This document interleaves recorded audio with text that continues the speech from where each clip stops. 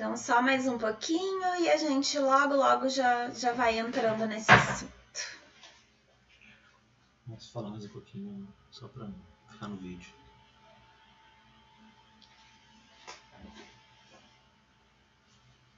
Sejam todos bem-vindos. Então, sejam bem-vindos, quem já está online, para a nossa live sobre aplicabilidade clínica nos trilhos anatômicos nas cervicalgias.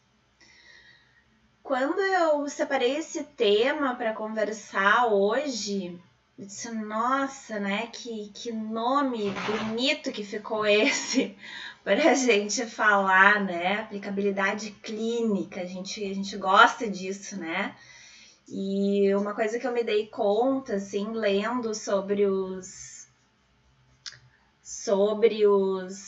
assuntos, os papers e tal, sobre a cervicalgia, foi o quanto a gente ainda é muito focado nas doenças, né? Como vinha muita coisa, assim, sobre né, causas da cervicalgia. E aí, como eu já tinha falado na outra live, né, gente, hérnia de disco, traumatismos,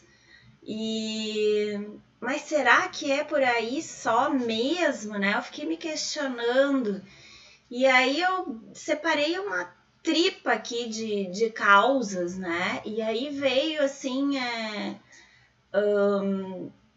fibromialgia, né, que a gente vê com bastante frequência, traumatismos como causa da cervicalgia, disfunções vertebrais, né, daí entra a hérnia de disco, mielopatia, dor radicular. Aí também encontrei neoplasias, diversos tipos de neoplasias como causas das cervicalgias. Doenças infecciosas, como a osteomielite, por exemplo, né?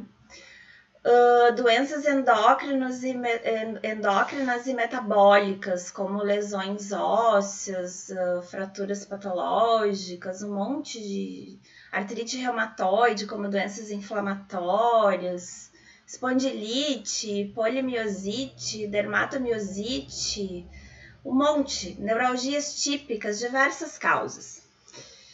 Só que o que me chamou a atenção com relação a isso foram as estatísticas. Grande parte das cervicalgias tem como causa quem? A síndrome dolorosa miofascial. E aí, o que vocês acham disso? É uma tripa de possibilidades que eu acho que é importante, né, se investigar nos pacientes, é importante fazer essa investigação clínica, mas o que a gente vê na realidade é um balaio, né, de gente que tem síndrome dolorosa miofascial.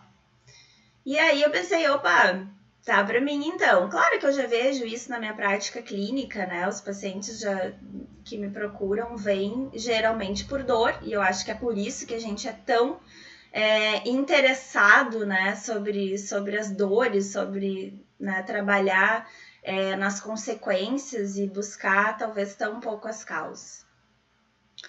Então, nós temos um prato cheio aqui para trabalhar com síndrome dolorosa miofascial.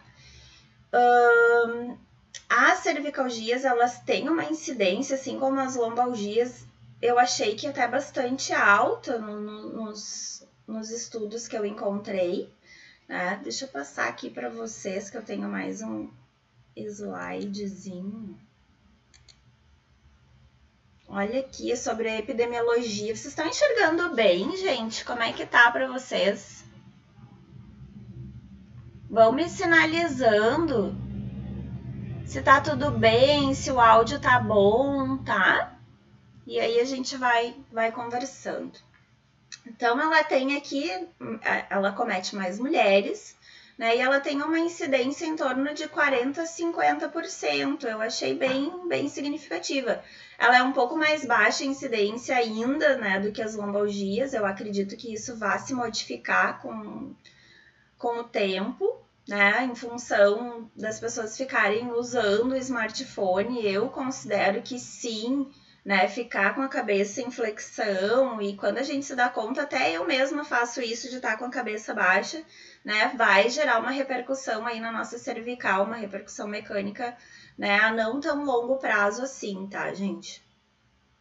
Então, né, essa incidência já nos mostra que a gente tem que estar atento a isso e entender, sim, da anatomia da cervical, entender da biomecânica, entender quais são as causas, né, fazer uma investigação sobre essas causas, trabalhar, assim, junto com o médico, identificar, isso é síndrome dolorosa mesmo, né, então vamos trabalhar com isso, tá? E aí, o que a gente vai fazer com isso, né? Então, a gente tem ali, ó, passei para vocês como a principal causa, né, a síndrome dolorosa miofascial, né, que é a principal causa de cervicalgia crônica. E aí, o que a gente vai encontrar nessa síndrome dolorosa miofascial do nosso paciente no dia a dia, né? Onde que vai doer? Quem já trabalha com terapia manual já sabe bem, né, quais são os principais músculos que vão estar envolvidos nas cervicalgias, tá?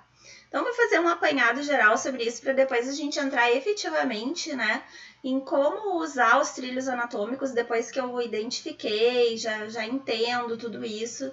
Como é que eu vou usar os trilhos para ajudar a resolver essa questão no meu paciente, tá? Então, quais são os principais músculos que são acometidos? O trapézio a gente já sabe, né, que a maioria vai ter algum comprometimento de trapézio ali. Alguma tensão, trigger points, tender points. Quando a gente palpa, a gente sente muito associado a cervicalgias, o tecido mais denso, mais preso. Se vocês forem fazer a avaliação de vocês vão ver que muitas vezes a mobilidade está alterada já em razão disso também, tá? Vou passar o próximo aqui para vocês. E aí, o que mais que entra aqui, né? Traumatismos, anormalidades degenerativas ou inflamatórias da coluna. Claro que a atividade laboral da pessoa também é uma questão importante. E aí veio de novo a má postura, né? Má postura, né?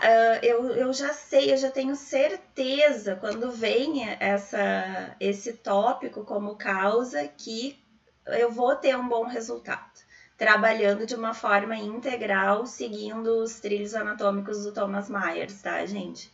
Aí fala também em ansiedade, depressão. A gente sabe, né, onde é que a gente vai colocar primeiro as nossas tensões quando a gente tá no trânsito, por exemplo, quando a gente tá irritado com alguém, né? A gente vai assumindo posturas físicas também de acordo com o nosso estado emocional, além de disparar toda uma química do nosso corpo, tá?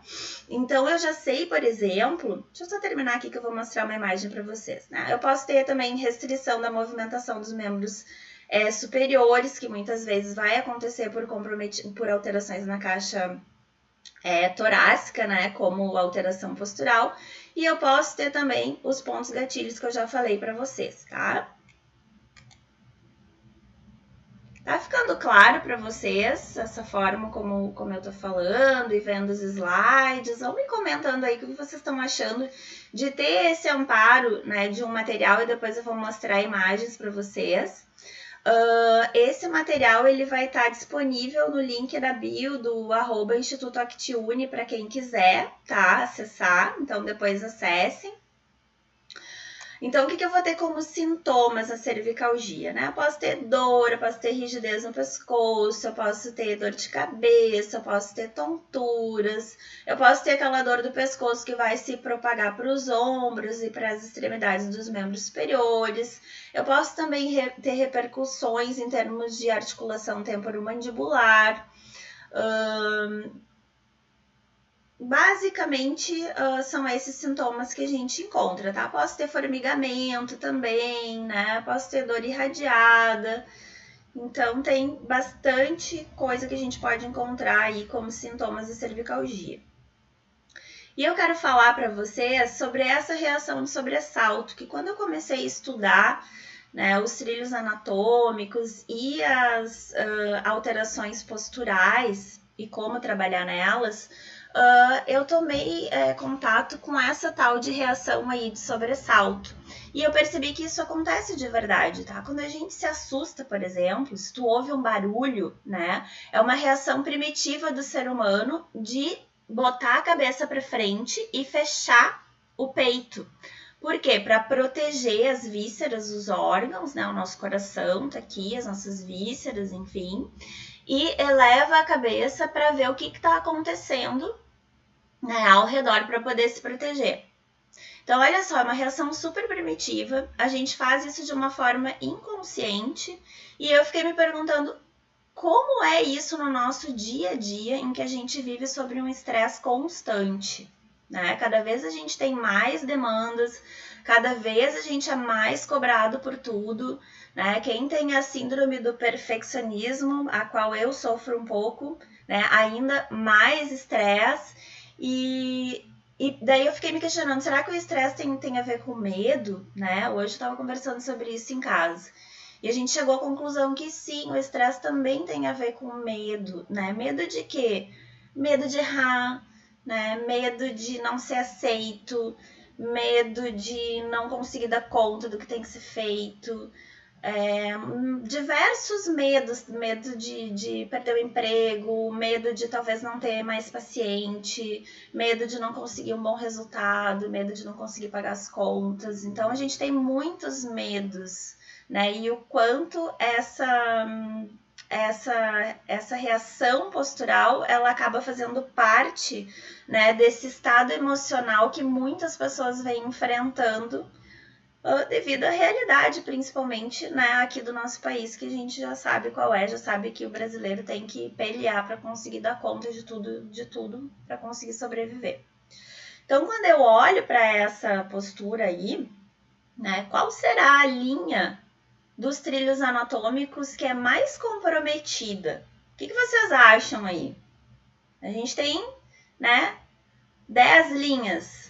O Thomas Myers escreve 12, eu que resumi para 10, tá, gente? Depois eu posso até explicar para vocês. Então, se eu tenho 10 linhas, quem é que vocês acham aí que acaba ficando preso curto?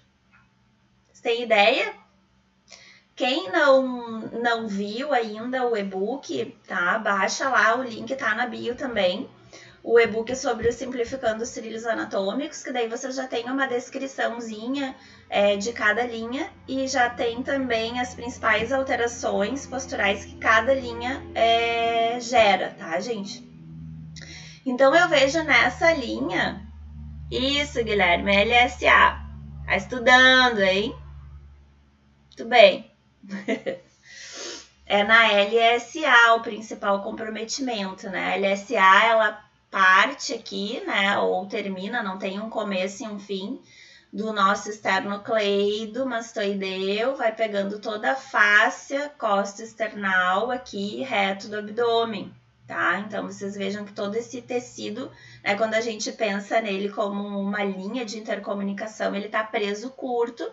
O esternocleidomastoideu, ele não termina aqui no processo mastoide, tá? O Thomas Myers, ele conseguiu dissecar e ver que ele tem uma continuação lá por trás da cabeça, que forma como se fosse uma alça de cachecol.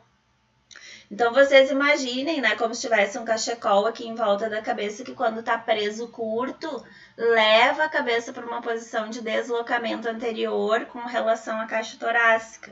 Aí eu vou falar um pouquinho mais sobre isso, porque na avaliação postural pela linha do Thomas Myers, a gente faz a avaliação não olhando para o paciente e avaliando ele com relação a uma grade, como posturógrafo ou um fio de prumo, mas sim olhando para as relações entre as partes. Então, quando eu digo que a cabeça ela está anteriorizada, né, ou ela está deslocada, que é um shift anterior, como eles falam, ela está deslocada anteriormente com relação a qual estrutura?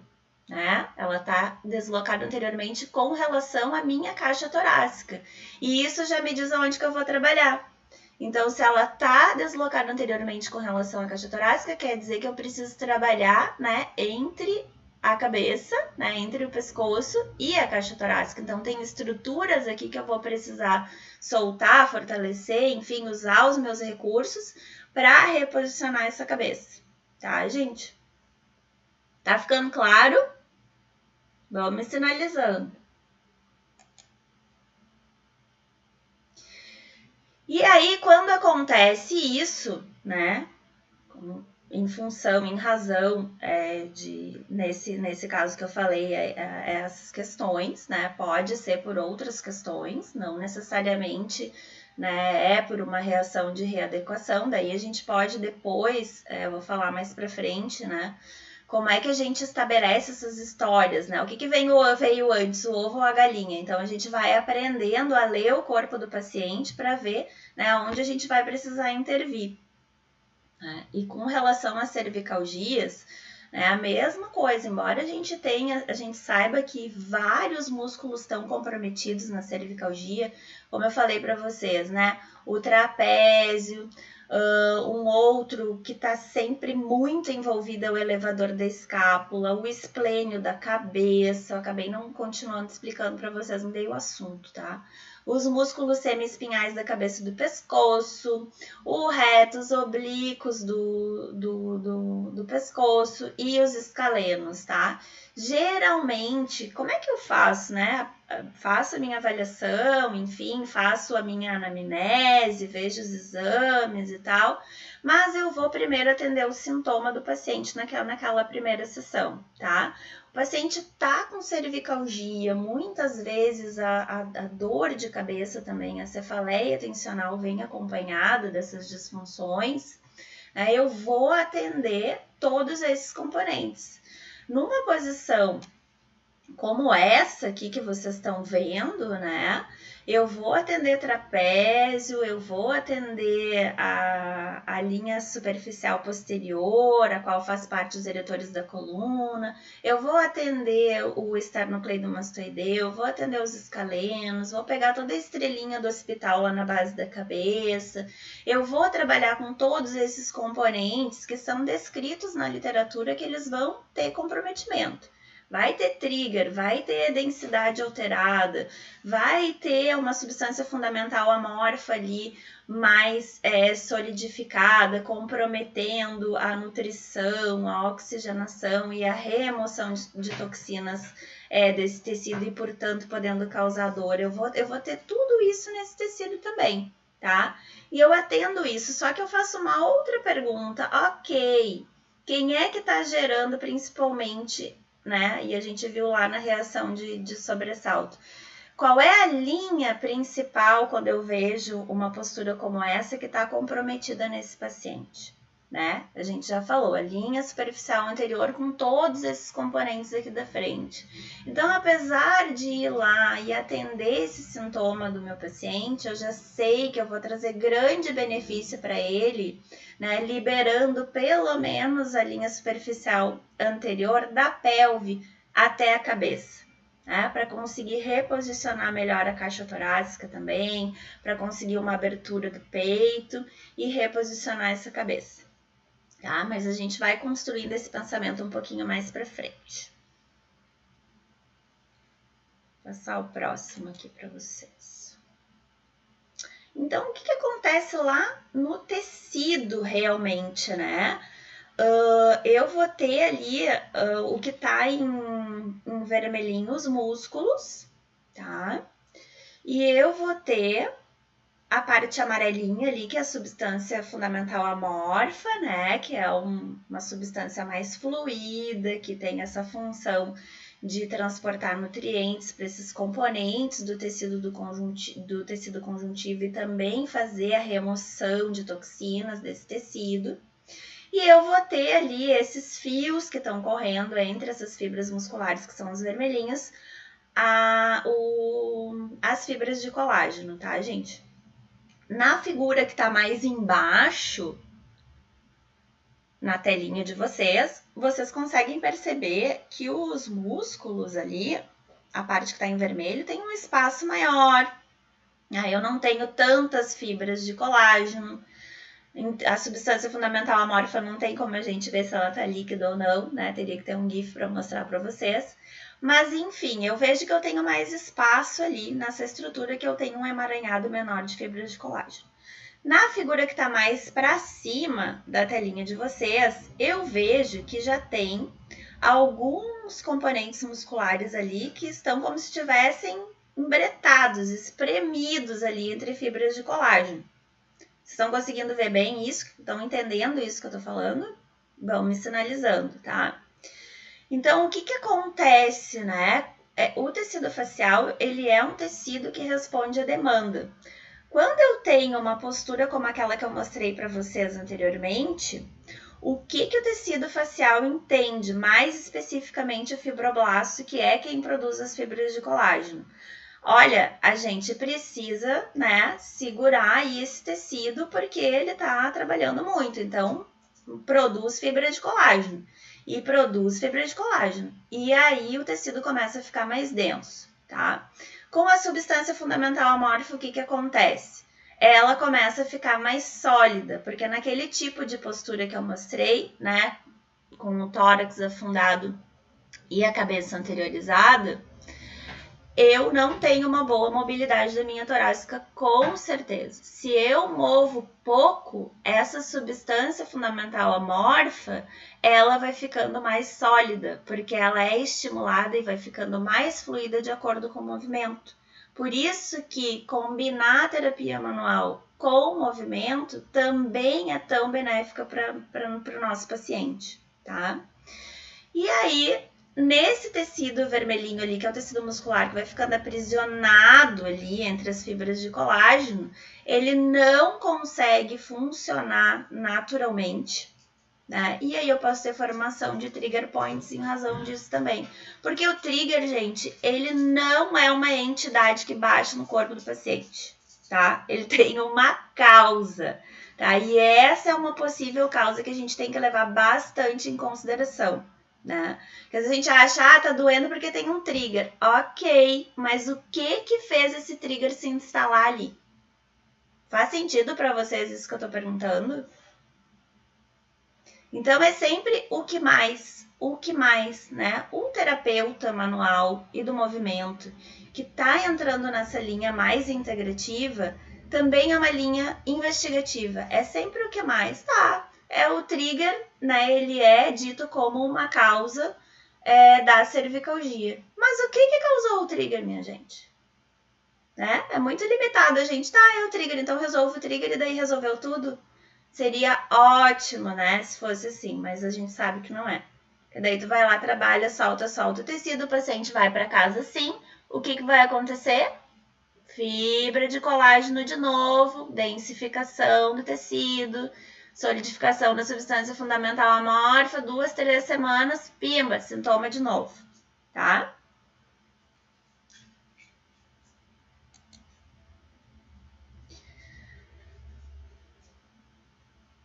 O Guilherme pergunta aqui, fraqueza do próprio músculo? Sim, quando eu tenho uma situação como aquela, o músculo ele não consegue ganhar, ele não consegue funcionar bem, né? Eu não consigo, por exemplo, melhorar a capacidade muscular se não tem espaço para o músculo crescer.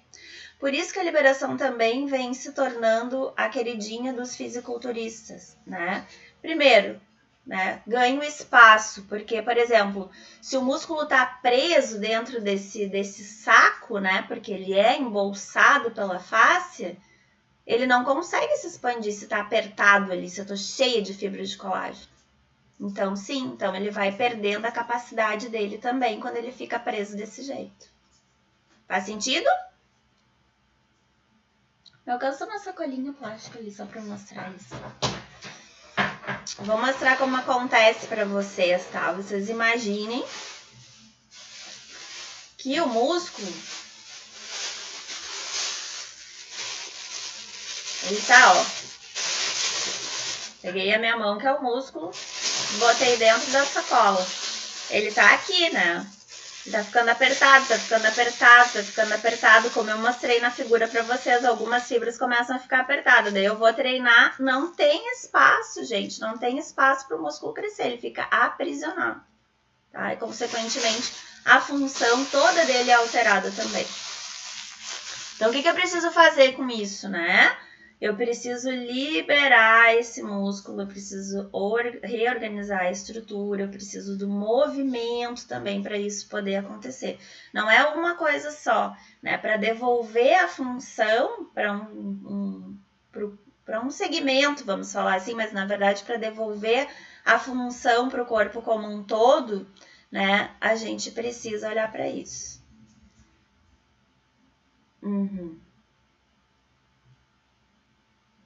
Muito bem, gente.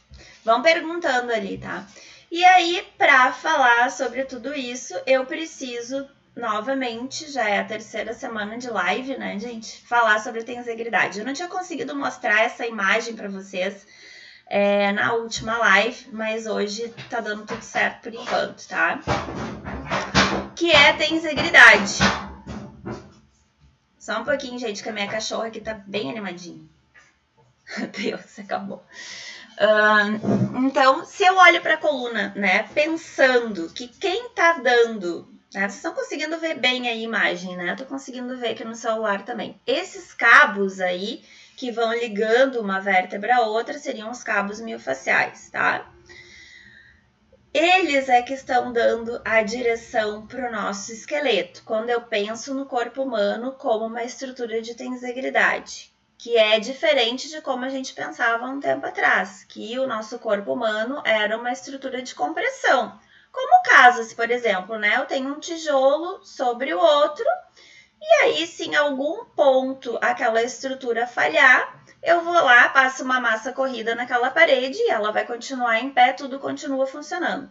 A gente tratou o paciente assim durante muitos anos. Ah, estragou aquele pontinho ali, a gente vai lá, resolve aquele pontinho, né? E, teoricamente, a estrutura continuaria funcionando. Só que hoje, quando a gente pensa no corpo humano como uma estrutura de tensegridade, em que os ossos, né, em que faz parte dessa estrutura, os ossos, os músculos e o tecido facial. São os músculos e o tecido facial quem dão os cabos miofasciais, né?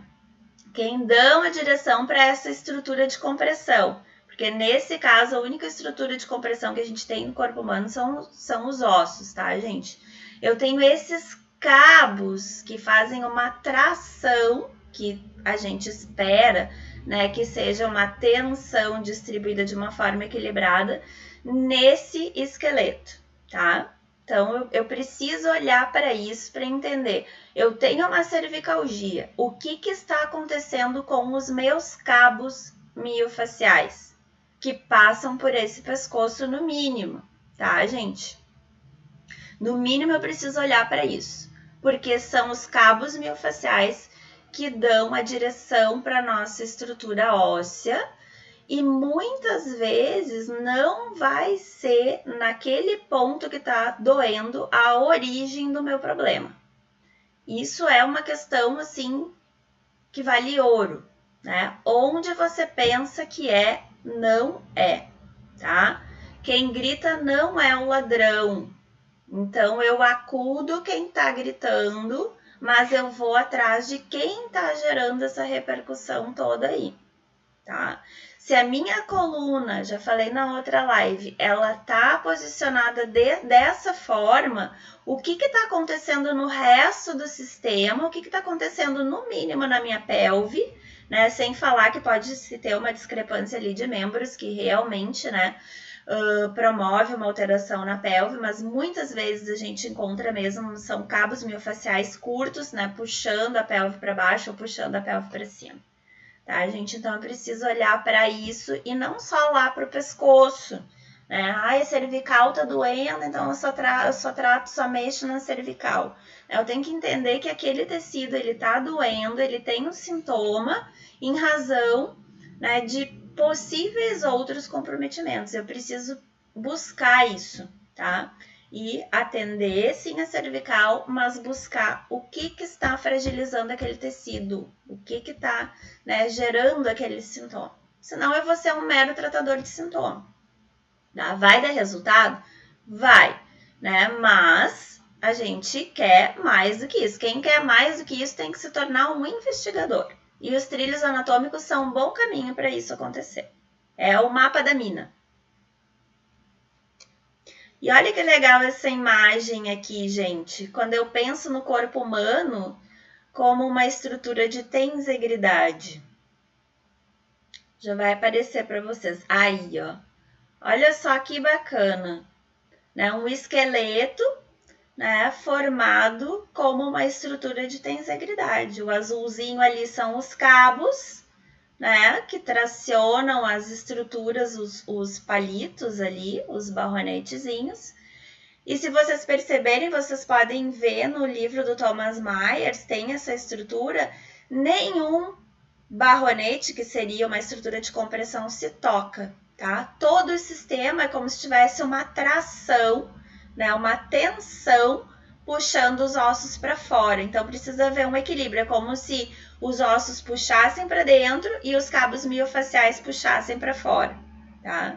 Quando a gente tem alterações nesses cabos, é que eu vou ter uma alteração no esqueleto. É que eu vou ter uma hiperlordose, que eu vou ter uma lordose, vou ter uma hiperlordose, né? Eu posso ter uma hipercifose, eu posso ter uma escoliose. Mas porque os cabos puxaram essa estrutura de compressão, que são os ossos, levando para essas posições. Então, é neles que eu preciso trabalhar. Faz sentido? Me digam se não fizer. As críticas, né, e as divergências, elas são super bem-vindas, porque eu acho que elas nos ajudam a pensar também, né? Então, vão me dizendo aí se faz sentido para vocês ou se eu tô muito louca.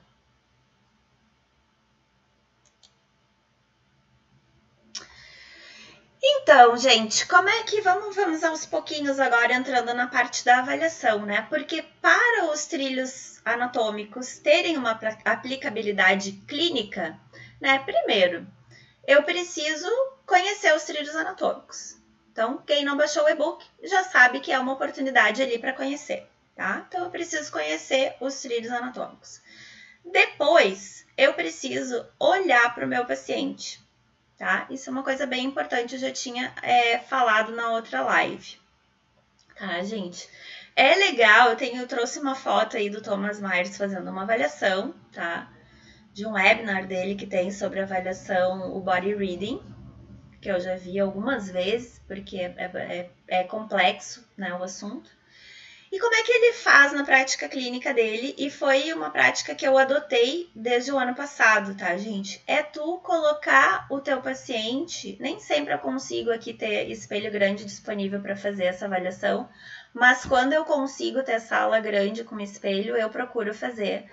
É tu e o teu paciente, né, olharem para ele diante de um espelho, assim como ele está fazendo ali, tá? Para o paciente começar a se reconhecer também, né? Porque a gente fica um pouco cego para o nosso próprio corpo. Ele não sabe aquilo que está acontecendo, né? Muitas vezes na aula de Pilates a gente diz, eleva o ombro sem dobrar o cotovelo, quando vê o paciente está assim, né, gente? A maioria das pessoas não tem muita consciência sobre o seu corpo. E esse já é um momento para isso acontecer, tá? Então, que os dois fiquem na frente do espelho. Lembra o pessoal que tem gente entrando e saindo que o material tá na bio. Ah, tá. Gente, só para lembrar para vocês que esse material tá na bio, tá? Tem um link na bio com essas imagens todas de hoje, que é o @Instituto Actune, tá? Entrem ali que vocês conseguem baixar. Tem um linkzinho que se chama Linktree, e aí vão ter diversos links ali com o e-book, com o material de hoje, tá? Então, coloquem o paciente na frente do espelho, né? E olhem junto com ele, né? Só que com aquele olhar, assim, realmente investigativo. E a gente começa dizendo assim, ó, quais são os pontos que tu mais gosta no teu corpo? Né? Porque a gente tem uma tendência a atacar a pau, né? No que não gosta. É muito difícil E eu verifiquei isso desde o ano passado, que eu venho trabalhando desse jeito, para as pessoas falarem o que elas gostam nelas, tá? Então, é legal a gente ir reforçando e a gente ir olhando nesse corpo também o que tem de ponto positivo, porque isso já nos dá um norte da onde, principalmente, a gente vai ter que trabalhar. Se eu vejo que as pernas são super bem organizadas, né, por exemplo, numa cervicalgia, eu já sei que o meu trabalho principal pode ser da pelve até a cabeça. Eu não vou precisar ir lá no pé, né, se eu já vi que essa estrutura está bem organizada. Então, esse primeiro olhar, ele já vai nos dando uma direção da onde a gente intervir nesse nosso paciente e a gente já vai ajudando a ele tomar consciência sobre o seu corpo, tá? Desde esse primeiro momento. Até porque ele precisa se reconhecer para depois a gente poder mostrar para ele toda a evolução de tudo que ele fez, né? É legal isso, é legal ele ver um antes e um depois. É surpreendente muitas vezes até para nós, mais ainda para eles, né? O que a gente consegue com esse trabalho através da terapia manual e através do movimento.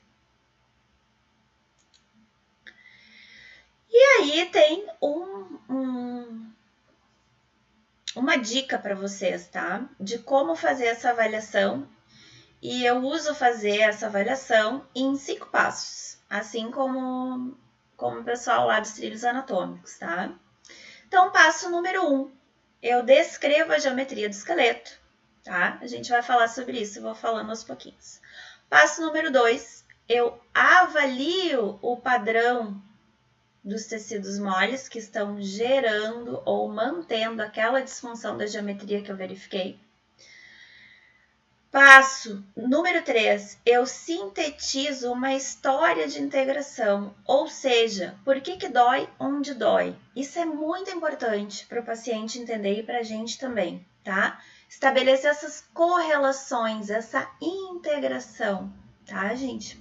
Eles adoram saber disso e eu, às vezes, eu até na avaliação eu procuro não perguntar tanta coisa, sabe? Virou assim um jogo de investigação para mim, para eu chegar lá no final, né, e contar essa história, de dizer, mas faz sentido, porque olha só, também tem isso, também tem aquilo. É bem legal de ver isso, tá? Testem.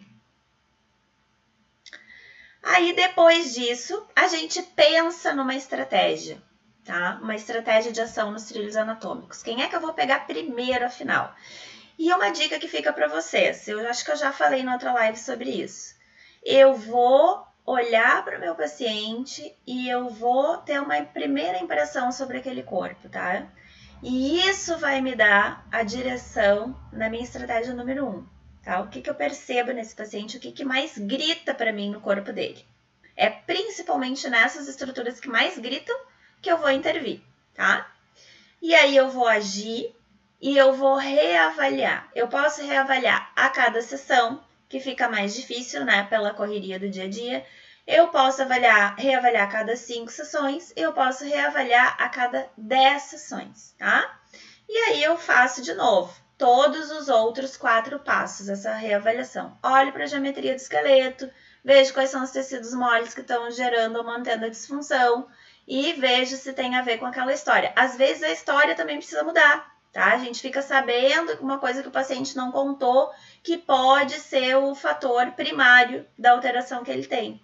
Então, eu sempre converso muito com o paciente, aos poucos a gente vai conhecendo ele melhor. A avaliação, desse histórico, a gente vai fazendo ao longo das sessões, né, gente? Na primeira sessão, dificilmente a gente fica sabendo de tudo. Fez sentido para vocês essa forma de avaliar?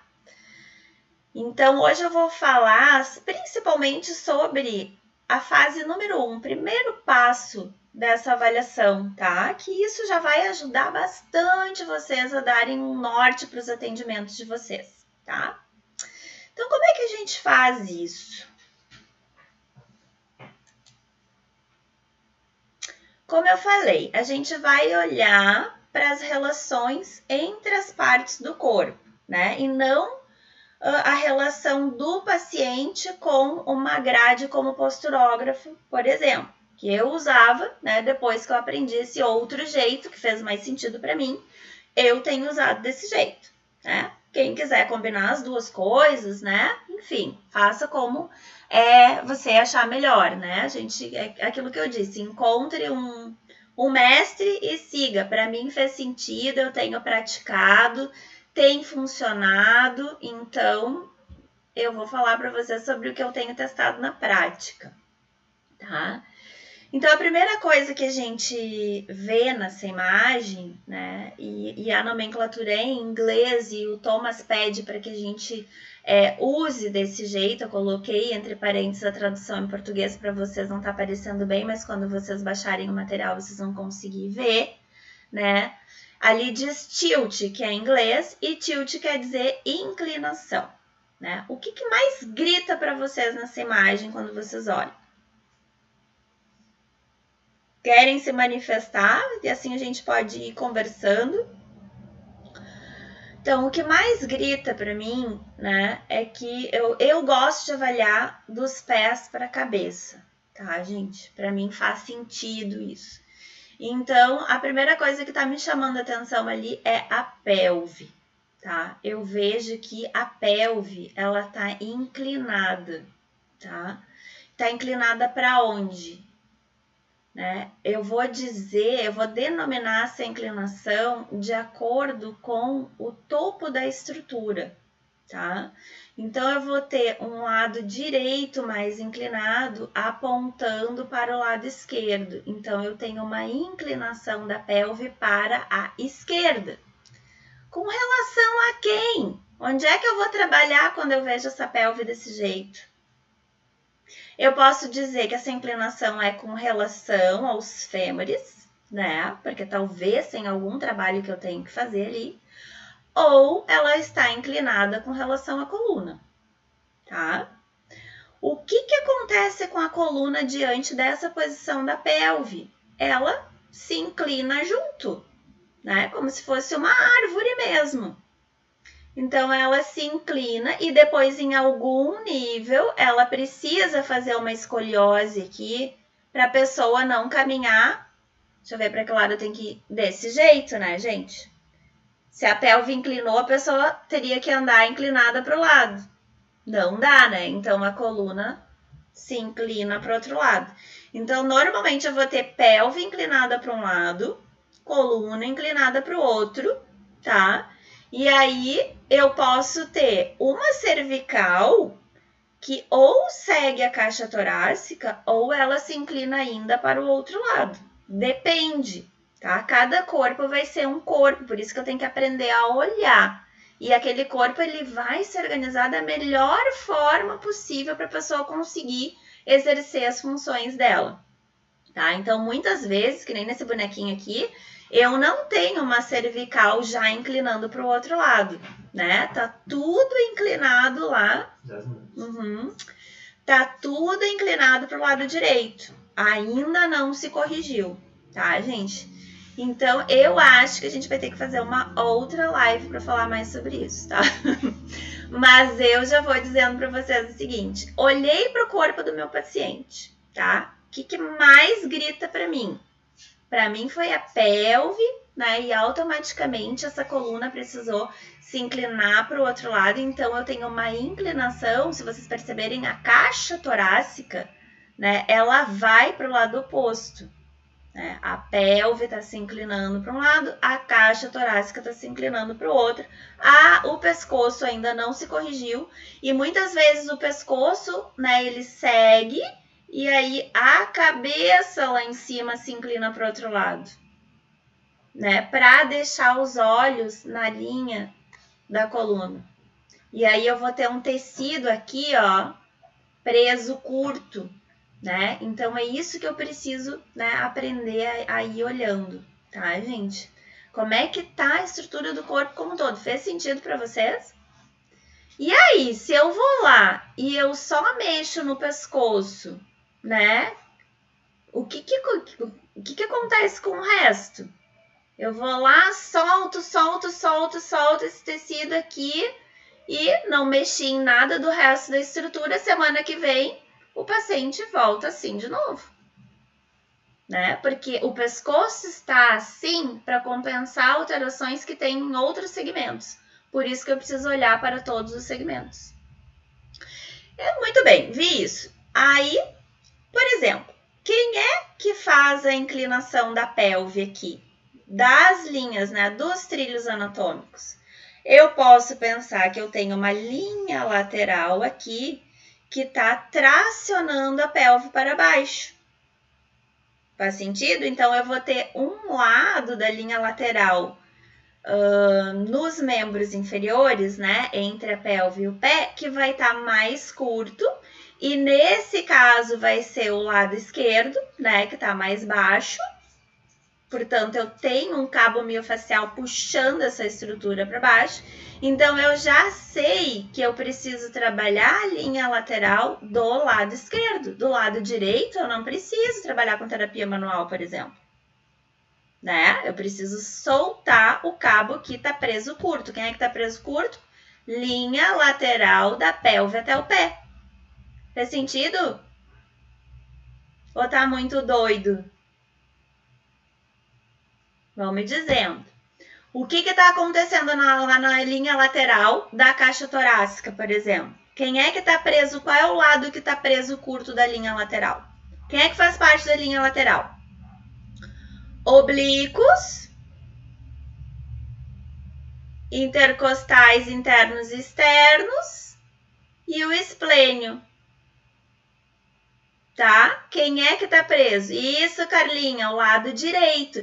Então, eu começo a ver que eu vou ter que trabalhar a minha linha lateral dos trilhos anatômicos da cabeça até a pelve do lado direito e eu vou trabalhar a linha lateral da pelve até o pé do lado esquerdo. Não é verdade? Fez sentido? Então, é desse jeito que a gente vai construindo, né, a forma de trabalhar nesses trilhos anatômicos. Né? Porque, vou trabalhar a linha lateral, vou trabalhar toda a linha lateral. Para que eu vou trabalhar a linha lateral do lado direito nos membros inferiores? Não, eu vou dar foco aonde realmente, né, tá alterando a estrutura do corpo do meu paciente. Então, eu vou priorizar esses segmentos que eu falei para vocês. Eu torno o meu trabalho mais preciso, né? E rapidamente eu consigo ajudar a organizar a estrutura do paciente. Porque senão eu vou trabalhar, numa sessão eu vou trabalhar todo um lado, na outra sessão eu vou trabalhar todo o outro, vou trabalhar meia boca os dois lados. Não, foca naquilo que tu quer. Tu tem que saber o que tu quer para aquela estrutura do corpo do paciente. Tá?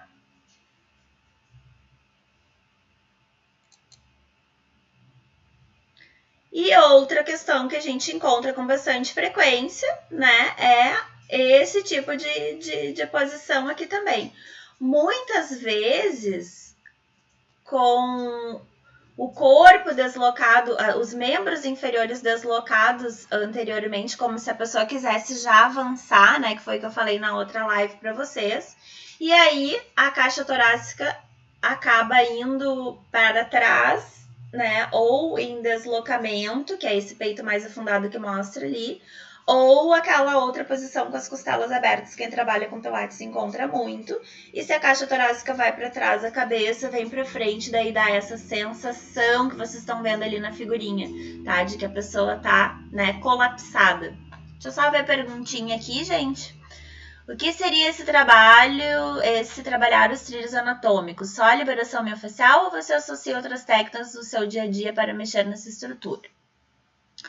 Olha, eu trabalho predominantemente com a liberação miofascial para soltar esses cabos. Eu trabalho com o agulhamento seco e eu gosto muito de trabalhar com a autoliberação com bolinha de tênis e com o rolo de autoliberação, tá? Que a gente usa aqui os rolos do Pilates, mas dá para usar o foam roller. A gente falou no grupo sobre esse assunto, né, Guilherme? E eu uso bastante na minha prática. Tanto que eu faço avaliação e eu, na minha estratégia, tenho a estratégia da liberação miofascial manual, a estratégia da autoliberação, né, que eu já pratico a autoliberação nos trilhos anatômicos, e tem a estratégia daquela semana de atendimento do paciente com o movimento, tá? Que vai ser o Pilates, a Yoga, o Facial Fitness, enfim, a prática que ele vai fazer, tá? Então, eu gosto de associar isso tudo. Eu uso bandagem também, se for necessário, eu uso os recursos da fisioterapia, tá? Mas, essencialmente, eu trabalho com a liberação miofascial. Aí a minha liberação miofascial, ela é diferente dos outros modelos, tá? Eu trabalho com uma pressão um pouco mais intensa, uma velocidade diferente, né? Consigo atingir uma profundidade diferente. E eu venho associando também a questão do movimento, porque a gente já viu, eu vi lá no Facial Experience em São Paulo, vários estudos mostrando que quando a gente associa a liberação ao movimento, a gente consegue soltar essas várias camadas que tem no tecido facial, permitindo depois uma maior liberdade de movimento, entre outros benefícios, tá? Deixa eu só ver mais uma pergunta. Aquela técnica que tem ventosa agora, fixa... Pois é, eu nunca usei essa técnica, mas eu vi um vídeo, tá? Em que eles fizeram a técnica da ventosa e fizeram um ultrassom depois para ver se realmente tinha ampliado esse espaço entre uma camada e outra, e tinha, tá? Eles verificaram através de um ultrassom. Esse ultrassom já tem aqui no Brasil agora, tá? Diversos pesquisadores têm usado para verificar, né, o que a gente consegue modificar desse tecido durante as manobras de liberação, durante o uso das ventosas. Tem um outro vídeo que mostra também o efeito do agulhamento seco, tá, gente? Tem bastante material, depois eu posso até compartilhar lá no nosso grupo, né, do Comunidade da Fáscia, esses vídeos para vocês verem, bem legais. Deixa eu ver... acho que eu já te respondi, né? Deixa eu ver. Eles estão fazendo agora a ventosa fixa e pede para o paciente fazer o movimento. Exatamente. O movimento ele está sendo pedido exatamente por causa disso, porque eles conseguiram verificar através do uso desse ultrassom aí, que é um ultrassom diferente, tá? De alta resolução, que a gente consegue um melhor deslizamento dessas camadas. Então, a gente consegue modificar a substância fundamental amorfa, a gente consegue melhorar a oxigenação, nutrição, amplitude de movimento, uma série de benefícios tem, tá? Gente, eu gostaria de falar mais para vocês sobre esse assunto, né? Tenho mais coisas para falar sobre a questão da avaliação, mas eu acho que de repente a gente pode continuar isso na semana que vem, falando um pouco mais, né, sobre essas alterações específicas e como ver isso com os trilhos anatômicos, pelo menos uma visão de cada linha. Eu vou preparar isso para a gente fazer a nossa live da semana que vem, tá? Daí eu vou falar mais especificamente sobre esses passos da avaliação. E vou deixar disponível essa live aqui no meu canal do YouTube também, tá? Para quem não conseguiu pegar desde o começo, para quem quiser revisar, enfim, para a gente dar seguimento a esse assunto, porque a gente só tem 1 hora para falar aqui com vocês, já passou 55 minutos, tá? Então, mais perguntas? O que vocês acham? Vamos continuar nesse assunto? Estão gostando? Deixem aí os seus comentários. Um outro plano que eu tenho é a gente começar a discutir sobre os artigos mais relevantes também, né?